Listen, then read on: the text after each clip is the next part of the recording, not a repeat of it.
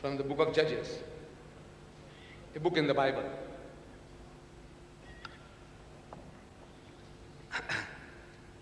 After him, Judges chapter 3 verse 31. After him was Shamgar, the son of Anat, who killed 600 men of the Philistines. One man, he killed 600 of the Palestinians, one man,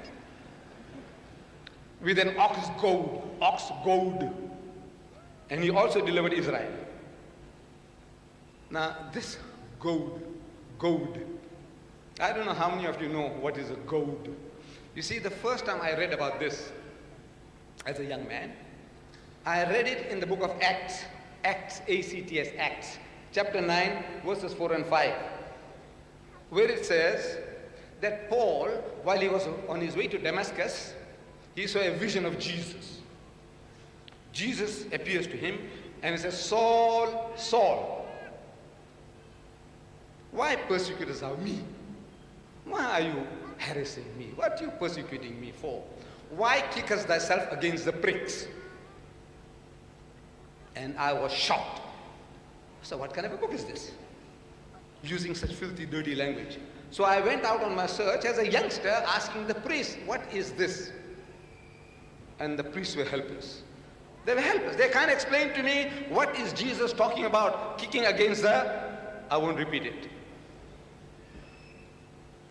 Now, in the Bible that Brother Sharosh, he presented to me at the Royal Albert Hall, this beautiful Bible here, this is the 5th major revision.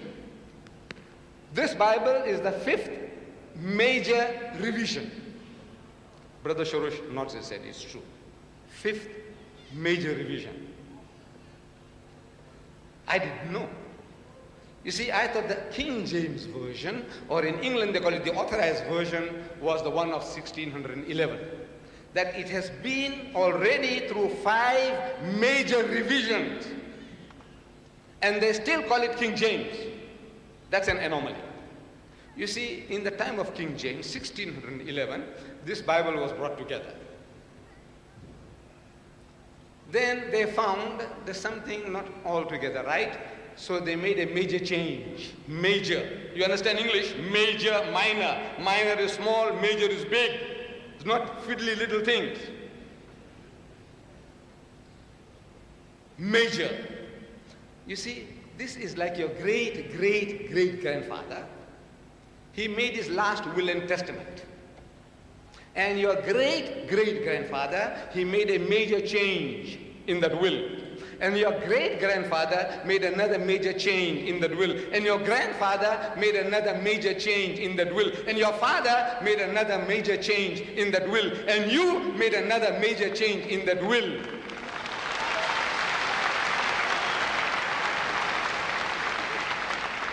And you're still insisting that this is the original last will and testament of your great-great-great-grandfather.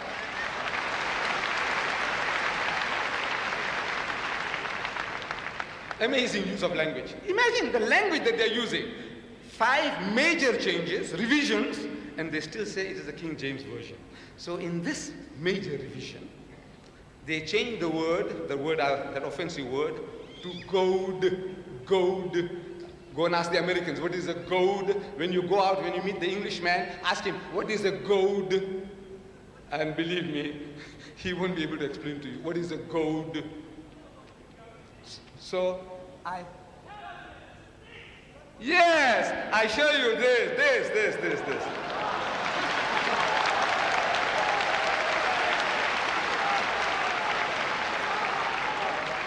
Sit down. Thank you very much, my dear brothers and sisters. You see, to make it easy for my brothers and sisters who never heard the original word, they never heard the word goad, that this guy Shamgar, he used an ox goad. So I brought it for you.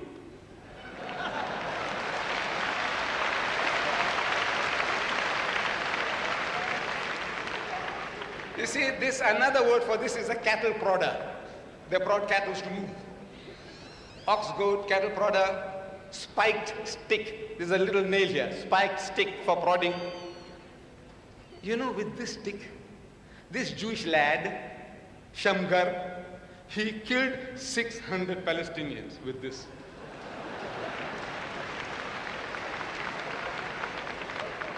You know, you can't destroy 600 snowmen with this. You know that? This thing will break 600.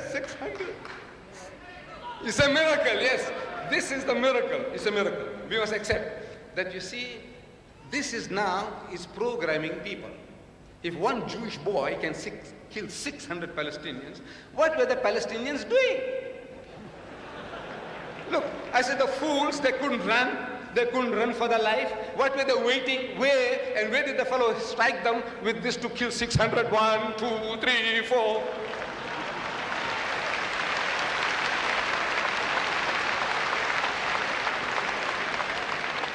We have, you see, since Islam allows you to marry 4.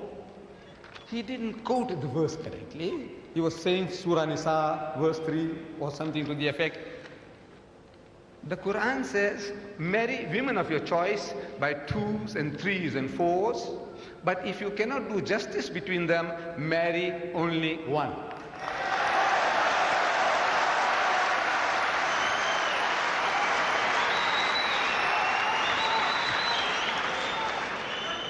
The only religious book, I'm saying the only religious book on the face of the earth, which has this expression, marry only one, is the Quran. There is no other book on earth.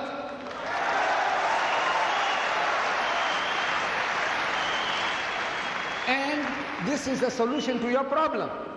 He has settled down in America. He has married a beautiful young lady, an American woman. Congratulations. But now, wait.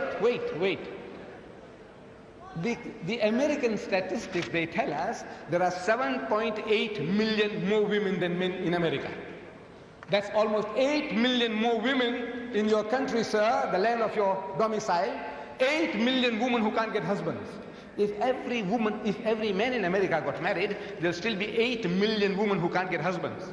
I'm asking, in this book of God that you are boasting about, what is the solution to your problem?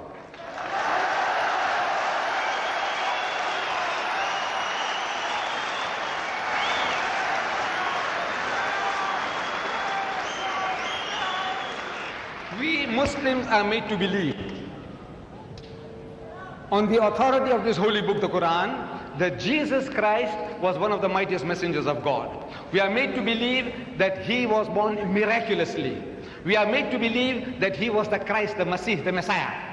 We are made to believe that he gave life to the dead by God's permission, and he healed those born blind and the lepers by God's permission.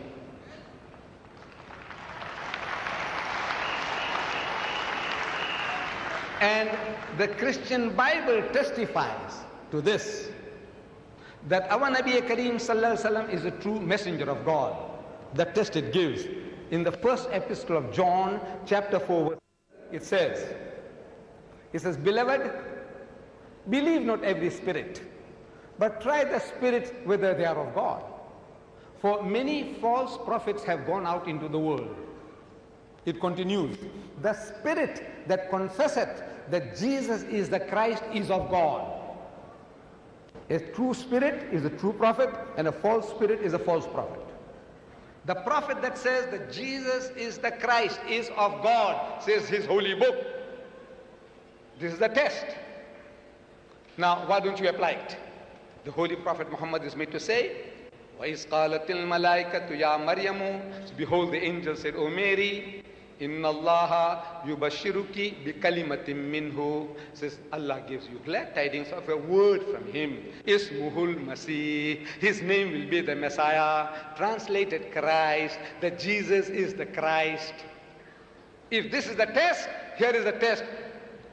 Why aren't you reasonable? Why don't you look up your own book, and your book gives you the test, apply it to Muhammad. And the book also says, by the fruits ye shall know them. Do men gather figs from the thistle or grapes from the thorn? He said, every good tree will be good fruit, and every evil tree will be evil fruit. By the fruits ye shall know them. And You count them on a man-to-man basis, the Muslim and the Christian, the Muslim and the Hindu, the Muslim and anybody else, in brotherhood, in piety, in charity, in sobriety. There is not another community that can show a candle to us that we are better than you. We have our shortcomings. We have our black sheep. We have, like any other community, we have the good and the bad. We have our drunkards that might put many a Christian under the table. We have. But as a people as a whole, the biggest society of teetotalers in the world are the Muslims. Biggest society of teetotalers, people who don't imbibe alcohol, are the Muslims. We have in my country, I'm boasting and nobody has contradicted me yet, that the Muslims of South Africa, we have the lowest alcoholic consumption. We have the lowest gambling rate. We have the lowest suicide rate. We have the lowest prison rate. We have the lowest divorce rate. And we have the highest charity rate in the country.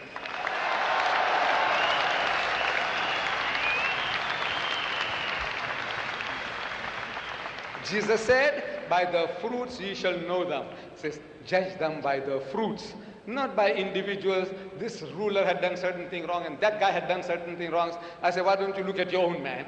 You know, Hitler, who was he? Christian. Mussolini, who was he? Christian. Talk about them. Say, look,